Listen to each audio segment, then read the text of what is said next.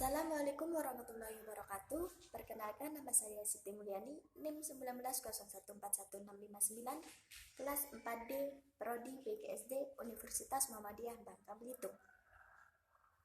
Baiklah, di sini saya akan menjelaskan tentang sistem hukum dan peradilan nasional untuk memenuhi ulangan tengah semester mata kuliah materi dan pendidikan kewarganegaraan yang diampu oleh dosen Bapak Agung Nugraha MPD.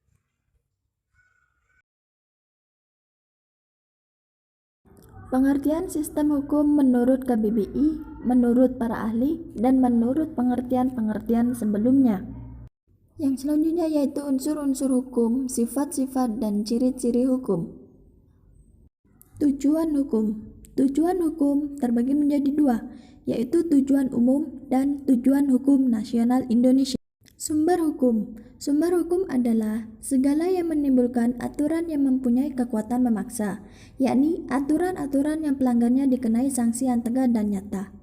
Yang selanjutnya yaitu terdapat dua perbedaan pengertian undang-undang. Yang pertama yaitu undang-undang dalam arti material dan undang-undang dalam arti formal.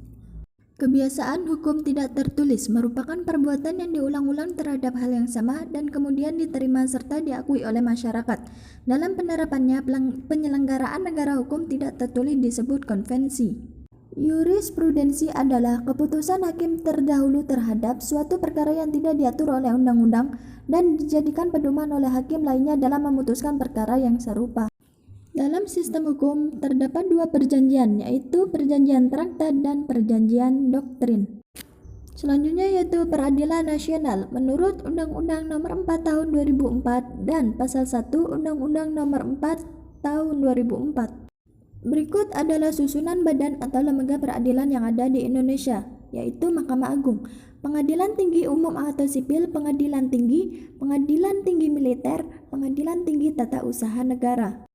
Klarifikasi badan peradilan berdasarkan tingkatannya, yaitu pengadilan sipil dan pengadilan militer. Pengadilan sipil terbagi menjadi dua, yaitu pengadilan umum dan pengadilan khusus. Sedangkan pengadilan militer yaitu pengadilan tentara tinggi, dan mahkamah tentara agung.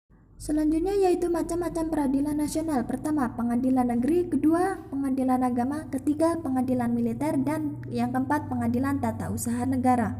Yang pertama ialah pengadilan negeri. Pengadilan negeri adalah suatu peradilan umum yang sehari-hari memeriksa dan memutuskan perkara dalam tingkat pertama dari segala perkara perdata dan pidana sipil untuk semua golongan penduduk. Yang kedua yaitu pengadilan agama. Pengadilan agama adalah pengadilan yang memeriksa dan memutuskan perkara-perkara yang timbul antara orang-orang beragama Islam yang berkaitan dengan masalah nikah, rujuk, talak, nafkah, waris, dan lain-lain. Yang ketiga yaitu pengadilan militer, adalah pengadilan yang mengadili hanya dalam lapangan pidana.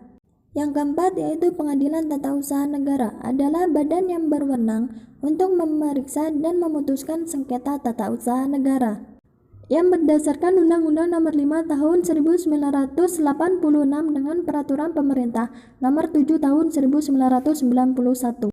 Yang selanjutnya yaitu peranan lembaga-lembaga peradilan terbagi menjadi tiga, yaitu tugas, fungsi, dan tindak pidana. Pengadilan tinggi, pengadilan tingkat kedua. Wewenang 1. Mengadili perkara yang diutus oleh pengadilan negeri dalam daerah hukumnya yang dimintakan banding. Yang kedua yaitu memerintahkan pengiriman berkas-berkas perkara dan surat-surat untuk diteliti dan memberi penilaian tentang kecakapan dan kerajinan para hakim. Selanjutnya yaitu Mahkamah Agung, pengadilan tingkat kasasi. Tugas dan fungsi Mahkamah Agung. Wewenang Mahkamah Agung. Mahkamah Konstitusi. Dan yang terakhir yaitu sikap sesuai dengan ketentuan hukum yang berlaku, terbagi menjadi tiga, yaitu sikap terbuka, sikap objektif atau rasional, dan sikap mengutamakan kepentingan umum.